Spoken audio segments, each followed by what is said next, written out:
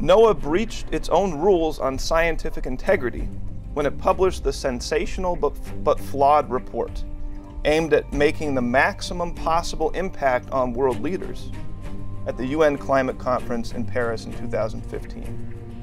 This study was based on misleading and unverified data. Certain people in the Congress had a sense that there was something very fishy about this study.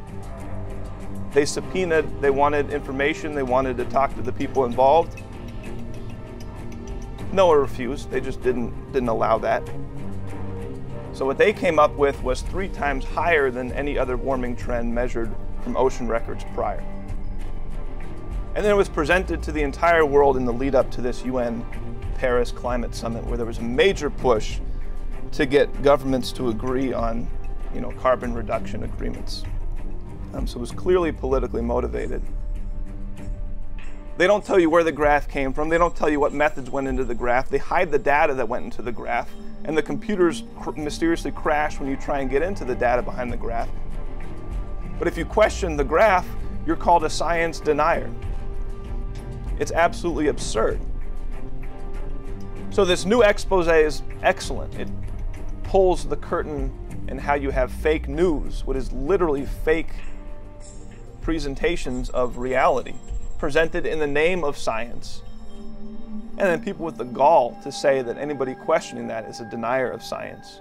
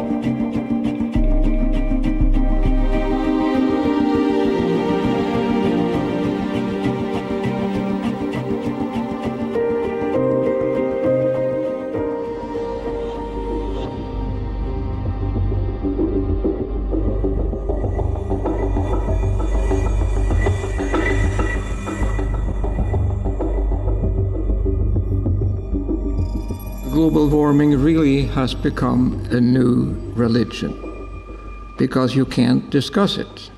It's not proper. The American Physical Society, which I was a member, said the evidence is incontrovertible that global warming exists. Now think about that. This is a physical society, and they say you cannot discuss global warming because we believe it's happening. Global warming really starts with these 2 people, Al Gore and Parkuri. From 1880 to 2015, the temperature has increased from 288 to 288.8 degrees Kelvin, 0.3%. I think the temperature has been amazingly stable. There has never been as cold on the South Pole as it is right now. There's more ice than there ever have been. But people don't talk about that. They talk about the North Pole, where there's warmer climate at the present time. Now, this is the what they have come up with, however, and this is for the last 19 years, roughly speaking, the temperature has not gone up. Nobody mentioned in nature how important the CO2 is for plant growth. If you have more CO2, the plant grows faster. People use greenhouses and put CO2 in greenhouses to get a higher yield. But now, since the CO2 has increased, we get more plant and more growth faster. It's a wonderful thing. But they don't talk about how good it is for agriculture that CO2 is increasing. When I ask people then, why is the climate change? Why? The temperature has not changed, so why do they talk about it? Another thing which amazes me really is that when they talk about climate change, it's always to the worse. See, the climate also changes to the better. For the last 100 years, the ocean has risen 20 centimeters. But for the previous 100 years, it also rose to 20 centimeters. And for the last 300 years, ocean has risen 20 centimeters 100 years. And so there is no unusual rise in the sea level. But see, what people say is not true. So here is then what we should worry about. This is refugees trying to cross the Mediterranean. And so this is a boat, and these people are not fleeing from global warming, they're fleeing from poverty. If we want to help Africa, we should help them out of poverty. Syrian refugees, there are supposed to be 5 million of them. And I ask you, are you wasting money on the climate like solar cell and windmills rather than helping people? It's really very hard for me to understand that almost every government in Europe are worried about global warming. It must be politics. See, I would say that the global warming basically is a non-problem. Just leave it alone, take care of itself.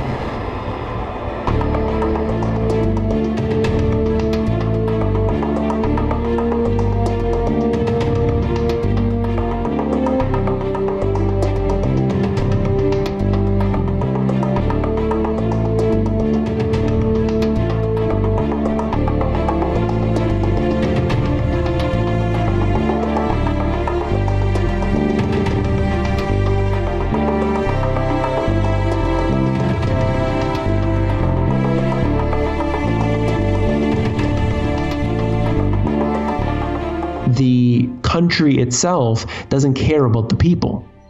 That's what we know. I mean, the government doesn't care about the actual individual.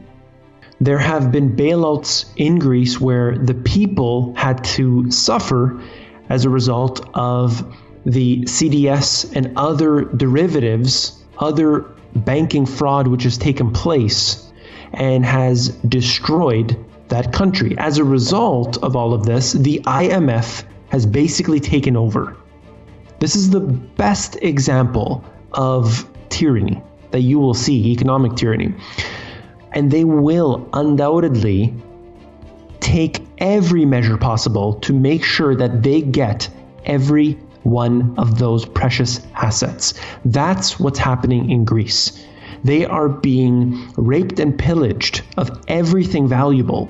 Their sovereignty, just like every other country basically to a different degree, has lost their sovereignty to these supranational entities, one of them being the IMF. Why? Because they want them to be part of this global governance package. And that right there is the ultimate goal, to get everyone under control of the hands of the few. This is the plan. I mean, they're doing the same thing in Spain, they're doing the same thing in Italy, they're doing the same thing in Portugal. I mean, all over the world they do it.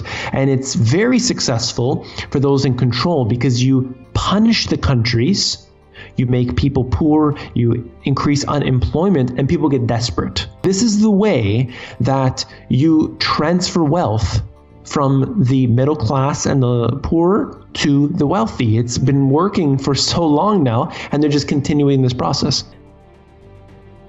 Do you see the EU collapsing? I do believe it is collapsing right now. I think that you can't hold together an EU with basically Germany at the helm. It's just not going to work. The countries may fall away, but then actually it will snowball into something even bigger, even worse. I don't know how it can survive. The only way that the powers that be would let this happen is if they have that solution already prepared. In the end, you will have a new monetary system, and that would allow them to have even more collaboration and consolidation of power.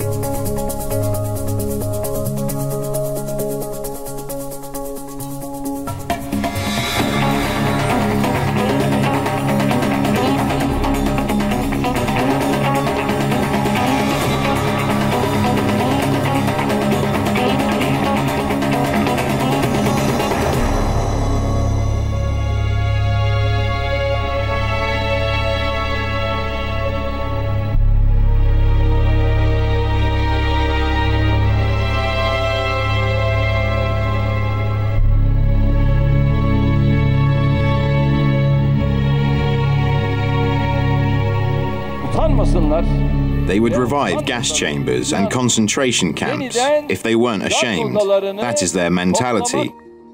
They are disturbed when they say that this is Nazi mentality. We cannot accept that our citizens are incited against each other with Nazi comparisons. This is the case for all countries in Europe. That's why we should say with clear words to Mr. Erdogan that he cannot continue like this. seems at the moment like each new week brings a new barrage of Nazi name-calling coming from Ankara, from Turkey, towards European nations. We've also seen that one of the main Turkish newspapers run with a front cover depicting German Chancellor Angela Merkel as Adolf Hitler. Mr. Erdogan in Ankara is trying to push through, or at least pushes Parliament towards voting for a bill that would bring back the death penalty in his country. I believe, God willing, that after the referendum the Parliament will do the necessary thing concerning the people's demands for capital punishment. As for me, I will approve it without any hesitation. If the death penalty is reintroduced in Turkey, that would lead to the end of negotiations. The European Union and several countries in Europe are bringing back the atmosphere of World War II. The same racism, Islamophobia, xenophobia, and anti-Semitism. These type of things have been described on Monday morning as simply unacceptable by the German Chancellor. And that's resulted in some of the harshest diplomatic language, well, certainly not diplomatic language at all, coming from all sides.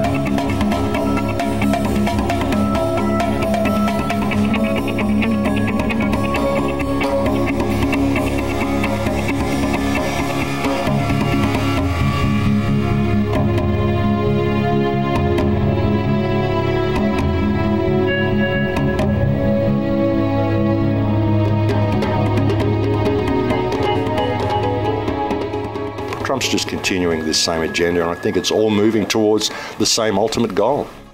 It's all about kickstarting this war with Iran, which is going to turn the whole Middle East into a complete schmozzle. It'll probably end up in the destruction of Israel as well. Israel's been put there to create this instability mechanism, posture against Iran, to create this whole war of terror and just escalate the agenda. The situation in Yemen, the situation in Syria, he's not calling any of this out for what it is. Why is he expanding military funding and all of this when he could be reducing it and calling the war of terror out for what it is? Really, I mean, ISIS, if he says he wants to defeat ISIS, where does ISIS come from? It's a private mercenary army funded by DynCorp and the Clinton Foundation, all completely provable through Hillary Clinton's own emails. Why isn't he calling that out for what it is? You know, I would suggest he should be freezing the assets of DynCorp and the Clinton Foundation, using that money to rebuild Syria and Libya.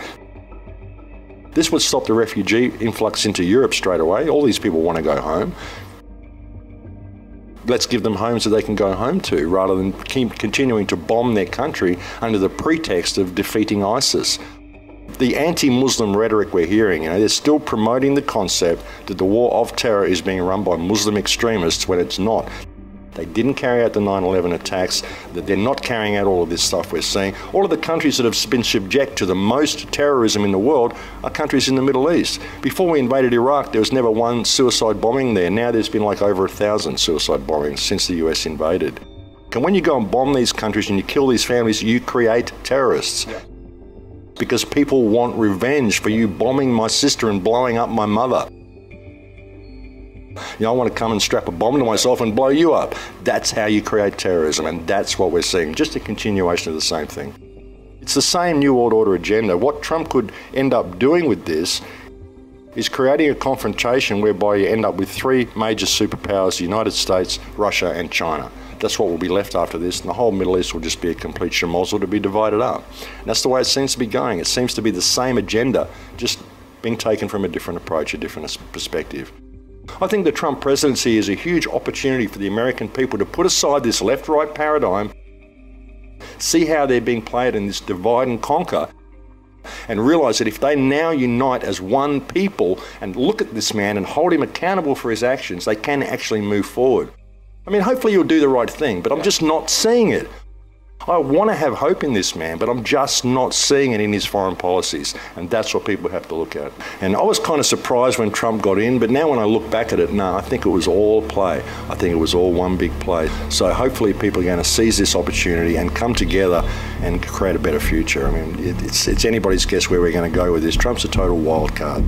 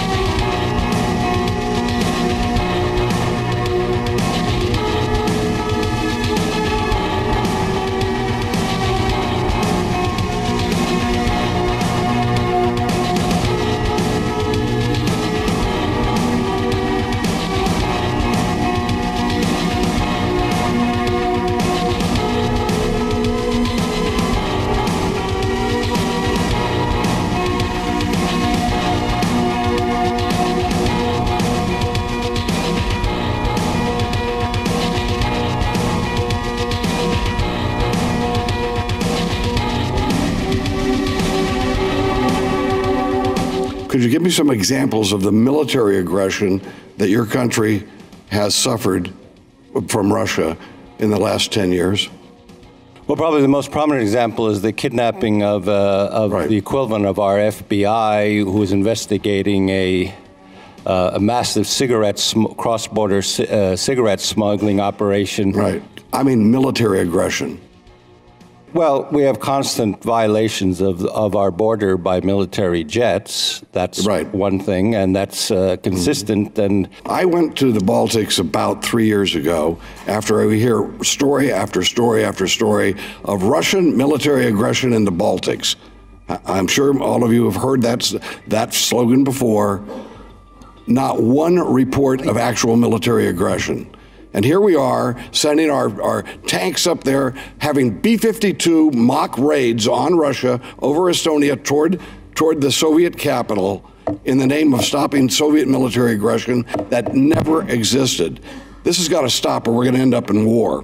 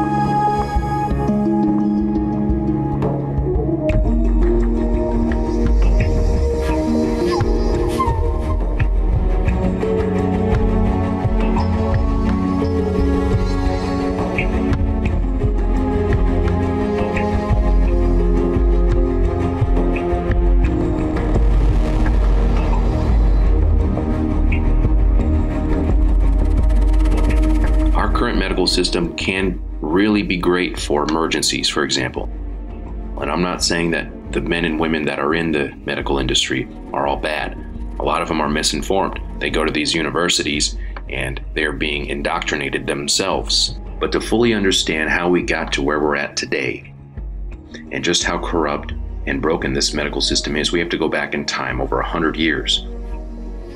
You will see and you will find out that our current medical system is actually a Rockefeller creation. Now, the Rockefeller Foundations teamed up with the Carnegie Foundations, and they offered huge grants to open up the best medical schools all over the country.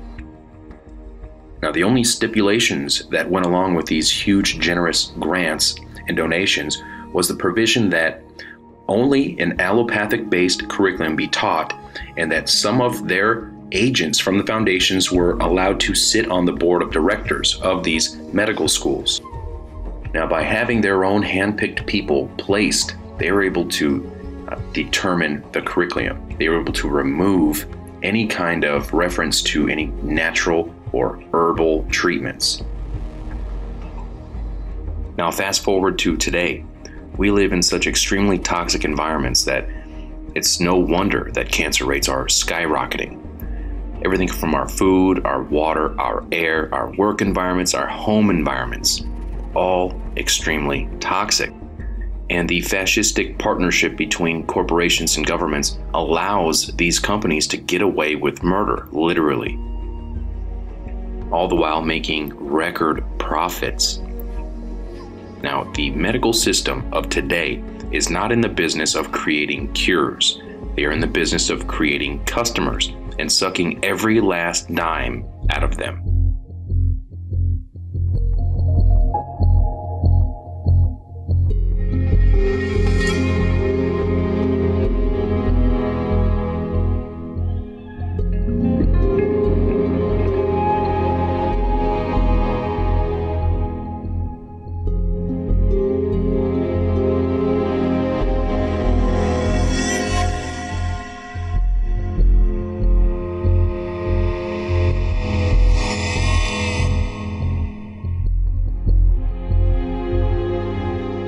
All that needs to be done to prescribe somebody a drug is when you walk into the office and you say, I'm feeling depressed or something like that, and then you get a drug. So it's a perfect scenario for pharmaceutical companies to capitalize on.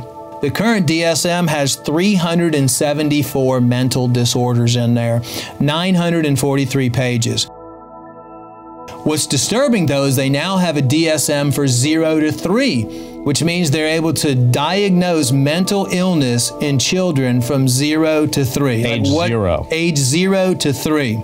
They want every single person in the United States and in the world on some sort of psychotropic drug. It's a $330 billion industry. The reason why they want to do it is they want to keep you dumbed down. They want to be able to seize everything from you or take away all your power, because it's been proven in court cases that if someone is labeled with mental illness, they're not capable to vote. The voting powers have been taken away from them. Their money has been taken away from them. All of their rights have been stripped from them because they've been classified with mental illness. Most teens, by the time they're 18, have gone through, from the time of 0 to 18, have gone through up to 12 mental illness screenings that go on their record forever. And 9 out of 10 kids are prescribed a drug after they take the teen screen. Psychiatric drugs now are killing an estimated 3,000 people every single month. So there's population control efforts there as well. They're putting fluoride in the water. They're poisoning the air we breathe. They're poisoning the food that we eat. They're poisoning the water that we drink. Everything that we're exposed to in our environment is poison. Most of those are brain damaging, neurological damaging compounds that create you, cause you to be depressed, cause you to have mood swings, cause you to have hyperactivity. Then they give you these psychotropic drugs to try to balance it out, which just makes the problem even worse.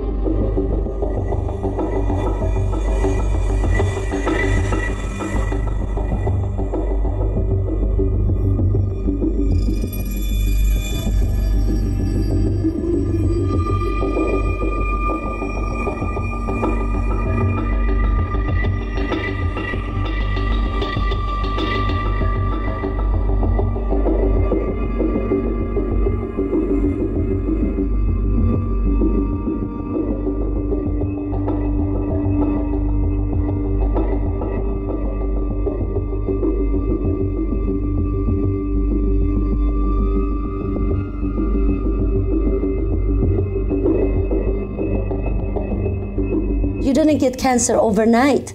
Cancer is a process of 10 years, 12 years. I mean, within 8 years, you get the tumor. Sometimes people don't get diagnosis until 10, 12 years.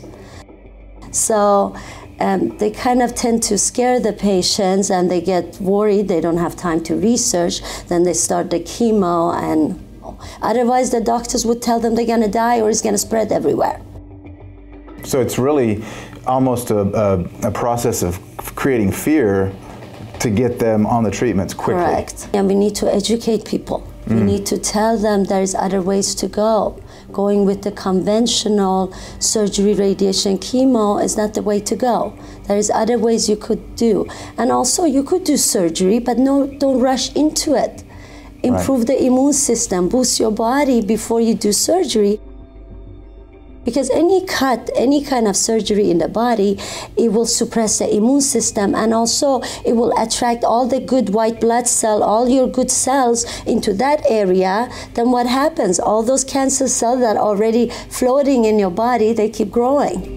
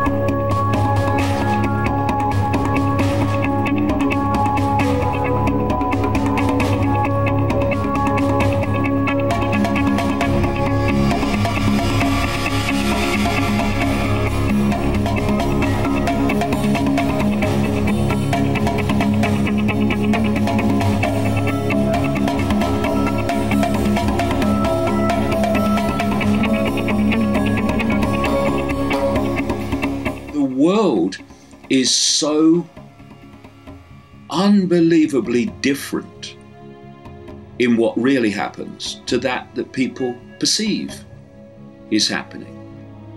It's like a spider's web. There's a spider at the center. That's where the whole agenda is coming from. And then you go out from the spider. Close to the spider, you've got the strands in the web that are the most exclusive secret societies, and then you get secret societies that we know about, and eventually you are coming into the public arena where you have government agencies and corporations and the banking system. And because this satanic pedophile ring at its core, I keep emphasizing, is controlled and driven by those that drive this web of global manipulation. This is why it's the often very rich and very famous that are named by people who have been subjected to those horrors of pedophilia and Satanism. And this cult, this satanic cult, it's infiltrated the police, it's infiltrated the judiciary, it's infiltrated social services, which is why more and more children are being taken by social services worldwide, not least in Britain and America, from loving parents for spurious reasons. It's all connected. This is why so many police have described how when they got close to famous people within these paedophile rings they were investigating, that someone up high said, the investigation ends. This is how it works. The world is not like we think it is. And we need to start getting rid of the naivety and realize that there are forces at work in this world that they don't want us to know about.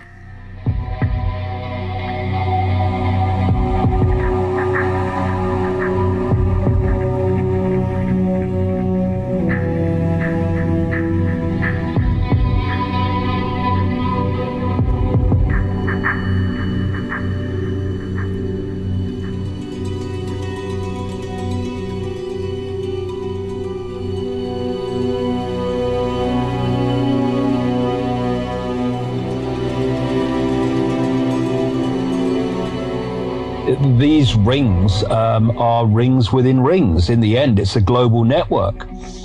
The range of what you uncover just gets bigger and bigger and bigger and expands out and out and out. It certainly leaves Britain, goes into Europe, goes across to America, and eventually encompasses the globe. Because one of the things that I came across many years ago, right back in the 90s, was the scale of the number of children that go missing every year, never to be seen again. In America alone, it's staggering. It is a stunning global figure, which goes into the millions if you add them all up. I'm sure, there's no question about that. Most of them are never heard of again, and it's all just forgotten. I mean, in many countries, no one even bothers to look for them. And to understand the scale of child abuse, the scale of missing children, the scale of satanic ritual killing of children, we need to understand the force behind this global conspiracy that operates from the shadows and why it wants the energy of children. These entities feed off human energy. And because, like everything with energy, the energy of different frequencies syncs with energy of the same frequency. And thus, these entities, to absorb human energy, have to have energy that is within the frequency range they can absorb. And it seems to me that this relates to low vibrational human emotion, that relates to fear, to frustration, to depression, to frustration, all these things. The emotion that leads to violence is in wars, conflicts, individual and collective, all this energy that they absorb. And but there's a particular energy that is like a nectar to them, and that is the energy of children before puberty. And it's that energy that these entities most want to absorb, what most want to have as a food source, a power source. And so what's happening to these children, a large number of them, I suggest, a very large number, end up in sacrificial rituals. They end up being in pedophile rings and stuff like that, and they're having their energy vampired. If you follow some of these major names in the conspiracy and you follow them through in terms of investigation and research, secret societies always come up, Satanism always comes up with the top people, and so does paedophilia.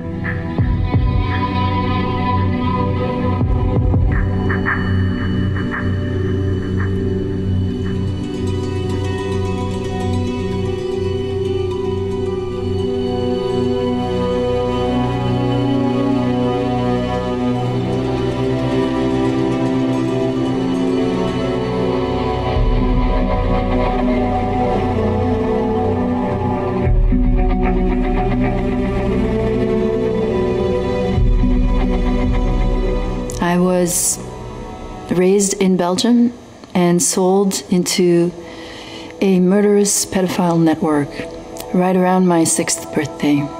I was used in this network for 5 years and a half. In that time, I was raped many, many, many times. Adult men that were part of this exclusive club were there for various reasons, but there was a lot of alcohol, a lot of drugs, and the children were the commodity, the highest, the most valued commodity, and were used for sex mostly. But there were a number of aristocrats that were part of this club who also liked killing children.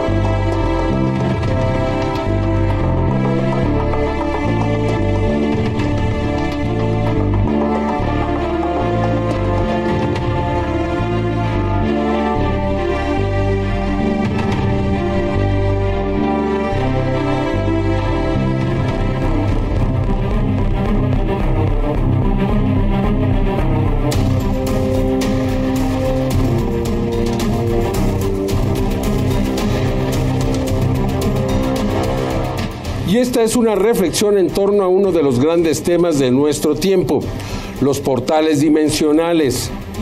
Existe la posibilidad de que se estén generando en nuestro planeta verdaderos portales dimensionales. Así lo sugieren las extraordinarias evidencias que se han podido obtener en diferentes lugares del mundo. Uno de los sueños más grandes de los seres humanos podría hacerse real, poder viajar a las profundidades del cosmos de forma instantánea. La existencia de los llamados portales dimensionales ha sido prácticamente confirmada por la ciencia. El 20 de enero de 2005, una explosión de grandes proporciones en el Sol expulsó altas cantidades de partículas solares que llegaron a la Tierra en tan solo 8 minutos, aunque deberían de haber llegado en más de 24 horas. Los científicos quedaron confundidos. No existía una verdadera explicación. En 2008, la misión Temis de la NASA confirmó la existencia de portales magnéticos que se abren conectando a la Tierra y el Sol. Aparentemente, las partículas viajaron por uno de estos portales, acortando su viaje del Sol a la Tierra en más de 24 horas. Desde entonces, sabemos que se trata de una realidad. Aún debemos aprender a utilizar estas puertas dimensionales para viajar en el espacio. Civilizaciones extraterrestres avanzadas podrían haber desarrollado formas inimaginables de transportarse a través del tiempo y el espacio, que les haya permitido llegar hasta nosotros. Los agujeros de gusano son un atajo en el espacio-tiempo descrito por primera vez en la teoría general de la relatividad de Albert Einstein junto a Nathan Rosen, en que dos extremos del universo se conectan por un túnel donde la materia podría desplazarse. Aunque los científicos consideran que a través de los puentes Einstein-Rosen también se podría viajar de un universo a otro paralelo, o incluso se podría viajar a través del tiempo. Los astrofísicos han comprobado que a través de un agujero de gusano también se podría viajar más rápido que la luz, permitiendo con ello desplazarse a cualquier parte del universo en cuestión de instantes. En 2014, el Dr. Lucas Butcher, de la Universidad de Cambridge, aseguró que si uno de los estrechos de un agujero de gusano permanece abierto el tiempo suficiente, el hombre podría enviar mensajes a cualquier parte del cosmos, o a través del tiempo, a un pasado lejano, o incluso al futuro, utilizando pulsos de luz. Y en ese mismo año, un equipo de científicos de la Universidad Fudan, en China, publicaron un estudio que sugiere que en el centro de la Vía Láctea no hay un agujero negro supermasivo como se pensaba, sino que hay un agujero de gusano, lo que permitiría que las civilizaciones tecnológicamente avanzadas pudieran desplazarse a cualquier parte de la galaxia, o incluso del universo, hasta la Tierra. Los agujeros de gusano o puentes Einstein-Rosen podrían ser la forma en que civilizaciones de otros mundos, otros universos e incluso de otro tiempo puedan desplazarse hasta la Tierra, permitiendo que sus objetos voladores no identificados aparezcan y desaparezcan en solo instantes. ¿Podrían estos portales dimensionales generarse de manera natural en la Tierra? Existe un caso muy bien documentado de un piloto que relató haber entrado en un portal dimensional. Ocurrió el 4 de diciembre de 1970, cuando el piloto Bruce Gernon despegó de la isla Andros rumbo a Florida. Atravesando el Triángulo de las Bermudas, una fuerza lo hizo viajar a través del tiempo, porque llegó a su destino en solo 47 minutos, cuando su vuelo duraba 75 minutos. Otro caso de un portal dimensional ocurrió el 31 de enero de 1978, en el vuelo 502 de Aerolíneas Aviaco, en ruta de Valencia a Bilbao. Cuando se aproximaban al aeropuerto de Bilbao, fueron desviados por mal tiempo. De súbito se formó una nube luminosa, a través de la cual pasó el avión. El vuelo 502 aterrizó 17 minutos después de lo que estaba programado, como si su avión Caravelle 10R se hubiera quedado suspendido sin volar en el mismo lugar. Estos casos demostrarían la existencia de portales dimensionales que se abren en el Triángulo de las Bermudas y en otros lugares del mundo. Recientemente se han videograbado fenómenos que sugieren la presencia de portales magnéticos en nuestro planeta. Un hecho que, a pesar de no haber sido confirmado científicamente, no tiene aún una verdadera explicación. Resulta indudable que aún tenemos mucho que aprender, que apenas estamos dando pequeños pasos de bebé en nuestra exploración cósmica.